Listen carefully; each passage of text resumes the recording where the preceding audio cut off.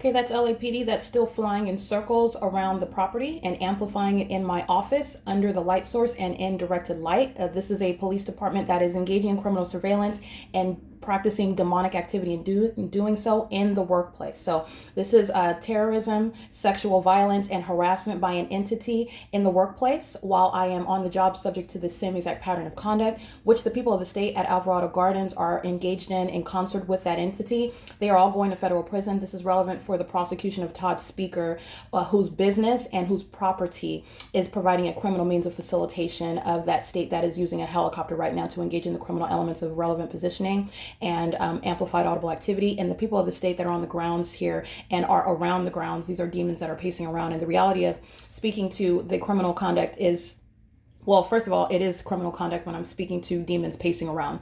It is, but I will be specific with regard to what the language you'll put in court documents.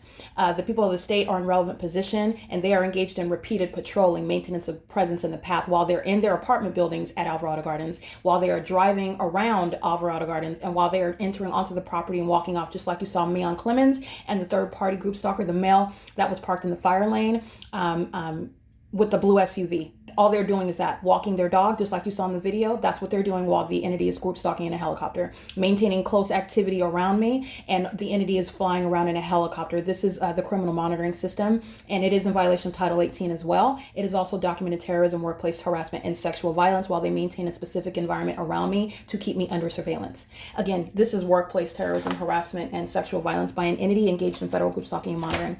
It is currently 9:11 a.m. Here's the light source, which doesn't go anywhere. I'm just making sure I have complete documentation relevant for and capable of being used on a larger scale. So that's why I include it in every video, even though you already know it doesn't go anywhere. It remains for the beginning until the end of the day. Again, it is 9:11 a.m. This is P.O.C.